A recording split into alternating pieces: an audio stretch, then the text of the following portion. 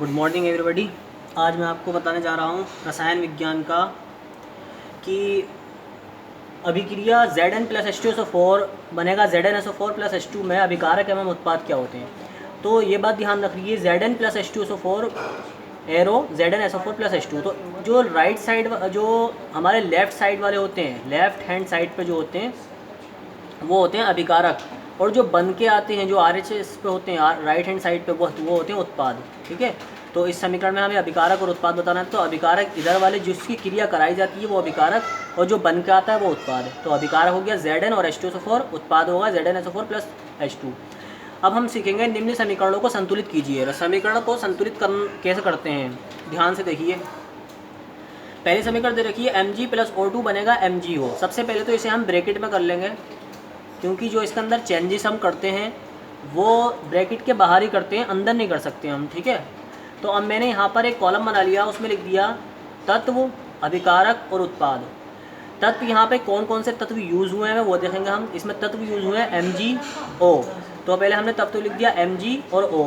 अभिकारक ये वाली साइड होती है, उत्पाद ये वाली साइड होती है। तो अभिकारकों में देखेंगे हम कि Mg कितने हैं। Mg यहाँ पर 1 है, और ऑक्सीजन कितने हैं, 2। लिख दिया Mg 1, ऑक्सीजन 2।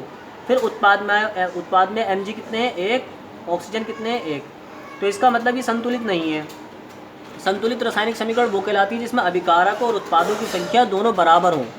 ठीक है, तो समीकरण 1 में दाईं ओर बाईं ओर, ठीक है, ये दाईं ओर है, दाईं ओर ये वाली साइड होगी और बाईं ओर ये वाली साइड होगी। ठीक है, तो दाईं ओर क्या यहाँ पे लिखा, समीकरण 1 में दाईं ओर 2 से गुणा करने पर तथा O को संतुलित करने पर। यहाँ पर हम O को संतुलित करेंगे क्योंकि यहाँ पर 2 O है, यहाँ पर 2 करने के लिए 2 से मल्टीपल करना पड़ेगी, तो इसमें पूरे में मल्टीपल करना पड़ती है हमें। तो लिखा Mg प्लस O2, MgO ऐसे लिख लिया, इसके मल्टीपल में हमने 2 लगा दिया। ठीक है, जब हमने इसके मल्टीपल में 2 लगाया फिर हमने इसको चेक करा दोबारा से ब्रैकेट में रखे कि Mg और O। इधर Mg कितने हैं, 1, इधर Mg कितने हो गए, अब 2 हो गए। तो इधर O2 कितने, और 2 O2 हैं, इधर कितने हो गए। जब हमने शुरू में मल्टीपल में 2 लगा दिए तो यहाँ पे 2 हो गए।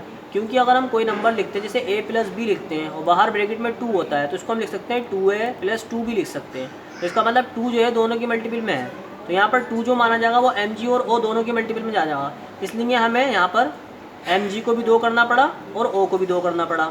ठीक है, अब आगे चलते हैं समीकरण 2 में। ये समीकरण 2 बन के आई है, इसमें बाईं ओर Mg संतुलित करने पर, अब हमें इसमें Mg संतुलित करना है बाईं ओर। तो यहाँ पर हमें इसमें 2 से मल्टीपल करना पड़ेगी, तभी तो ये 2 होगा। तो 2Mg प्लस O2 और 2MgO, तो ये भी 2 होगा, ये भी 2, ये भी 2 ही होगा, यानी कि अभिकारक और उत्पादों की संख्या दोनों बराबर हो गई। तो जो समीकरण बन के आई वो हमारी संतुलित रासायनिक समीकरण हुई। लिख देंगे अतः अभिकारक व उत्पादों की संख्या बराबर है, अतः यही संतुलित रासायनिक समीकरण है।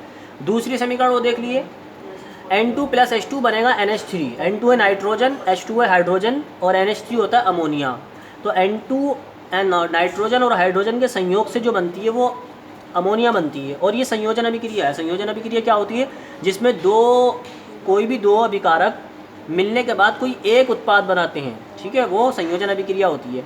तो यहाँ पर हमने लिख लिया N2 H2 और NH3, इन तीनों को ब्रैकेट में रख लिया, समीकरण 1 मान ली, इसके लिए कॉलम बना लिया, तत्वों के नाम लिख लिए नाइट्रोजन और हाइड्रोजन। ठीक है, अब देखा हमने अभिकारक और उत्पादों में कितनी कितनी संख्या है। अभिकारक में N की संख्या है 2 और H की संख्या है 2, उत्पाद में N की संख्या 1 है और H की संख्या 3 है। ठीक है, तो समीकरण 1 में बाईं ओर H संतुलित करने पर, हमने समीकरण 1 में बाईं ओर यानी कि इस साइड में, यहाँ पर 3H है, यहाँ पर 2H है, तो हमने इसको 3 करने के लिए यहाँ पे हमें 3 से मल्टीपल करना पड़ेगी पूरे नंबर को। तो हमने इस पूरे नंबर में 3 से मल्टीपल कर लिया, यानी कि N2 plus 3 multiply by H2। यहाँ पे 3 से मल्टीपल करने के बाद बना NH3। तो यहाँ पर हम दोबारा चेक कर लेंगे तत्व, अभिकारक और उत्पाद। यहाँ पर N लिख लिया, यहाँ H लिख लिया। तो N कितने हैं, 2, 3 दूनी 6, N कितना है 1, H कितने हैं 3। अब यहाँ पर देखा जाए तो H तो संतुलित हो गया इधर वाली साइड का, लेकिन उत्पाद वाली साइड का H संतुलित नहीं हो पाया। तो समीकरण 2 में दाईं ओर N संतुलित करने पर, अब हम समीकरण 2 में N संतुलित करेंगे। ठीक है, यहाँ पर इस साइड का N संतुलित करेंगे। तो यहाँ पर N कितने हैं 2, तो यहाँ पे हमें 2 से मल्टीपल करना पड़ेगी। तो हमने क्या करा, N2 प्लस 3H2 और इस NH3 में 2 से मल्टीपल कर दी। ठीक है, तो ये बनकर आ गई N2 प्लस 3H2 बनेगा 2NH3। अब हमने चेक कर लिया कि इनके उत्पाद और अभिकारक दोनों बराबर हैं कि नहीं। हमने फिर लिख लिया तत्व, अभिकारक और उत्पाद, NH। यहाँ पर कितने 2 3 दूनी 6, 2N और 3 दूनी 6, तो दोनों बराबर हैं। अतः समीकरण 3 में अभिकारक व उत्पादों की संख्या समान है, अतः समीकरण 3 संतुलित रासायनिक समीकरण है। तो इसको हम ऐसे लिख लेंगे N2 + 3H2 बनेगा 2NH3। ये हमारा आंसर हो गया। ठीक है, एक इक्वेशन और है वो समझ लीजिए इसकी। कह रहा है H2 + Cl2 बनेगा HCl। देखो यहाँ पर H 2 है, यहाँ पर Cl 2 है, यहाँ पर HCl सिंगल है। जाहिर सी बात है 2 से अगर इसमें मल्टीपल कर देंगे तो ये संतुलित हो जाएगा। तो हमने दाईं ओर 2 से मल्टीपल कर दी तो 2HCl हो गया। H2 + Cl2 बनेगा 2HCl। यही संतुलित रासायनिक समीकरण है। ठीक है, अब आ गया नेक्स्ट वाली पे। इसमें कह रहा है Fe + H2 बनेगा FeO3 + H2। सबसे पहले तो हमने स्टेप फर्स्ट में इसको इक्वेशन को लिख लिया, सबको ब्रैकेट में लिख लिया। ठीक है, दोबारा समीकरण को लिया।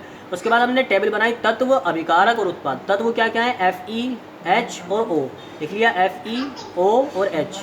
ठीक है, यहाँ पर कितने Fe हैं 1, यहाँ पर H कितने हैं 2, O कितने हैं 1। यहाँ देखेंगे उत्पाद वाले Fe कितने हैं 3, O कितने हैं 4, H कितने हैं 2। ठीक है, अब देखा जाए तो इसको सबसे पहले हम Fe संतुलित कर लेंगे, क्योंकि यहाँ पर 3 है, यहाँ पर 1 है, तो हमें 3 से मल्टीपल करना पड़ेगी इसमें संतुलित करने के लिए। तो लिख देंगे समीकरण 1 में बाईं और Fe संतुलित करने पर, बाईं और Fe संतुलित करने पर, तो यहाँ पर हमने इस Fe में 3 से मल्टीपल कर दी। ठीक है, तो ये हो गया 3Fe। बाकी सब कुछ ऐसे लिख लेंगे हम, H2O Fe3O4 + H2। बाकी से कोई मतलब नहीं है, जिसको संतुलित करना है सिर्फ उसी में चेंजेस लाएंगे, और मल्टीपल हमेशा करते हैं तो शुरू में लिखते हैं। अब Fe लिख दिया तत्व, अभिकारक, उत्पाद। चेक कर लेंगे इसको। Fe यहाँ पे कितने होगा 3, और यहाँ कितने हैं 3। ठीक है, यहाँ H कितने हैं, O कितने हैं यहाँ पर 1, यहाँ O 4 है, यहाँ H कितने हैं 2, यहाँ H कितने हैं 2। ठीक है, H तो बराबर है। अब हमें O संतुलित करेंगे, तो O संतुलित करने के लिए इसमें हमें 4 से मल्टीपल करना पड़ेगी, क्योंकि यहाँ पे 4 है ना। तो लिखेंगे समीकरण 2 में O बाईं और O संतुलित करने पर, तो 3Fe ऐसे लिख लिया। इस H2O में हमने 4 से मल्टीपल कर दी। ठीक है, 4H2O बनेगा Fe3O4 + H2। इसको तो ऐसे लिख देंगे। दोबारा फिर इसकी चेक कर लेंगे तत्व, अभिकारक, उत्पाद। यहाँ पे तत्व कितने हैं 3, Fe, O और H दोबारा लिख लिया। यहाँ Fe कितने हैं 3, यहाँ Fe कितने हैं 3, बराबर है। यहाँ H कितने हैं, सॉरी O कितने हैं 4, यहाँ O कितने हैं 4, ये दोनों बराबर हो गए।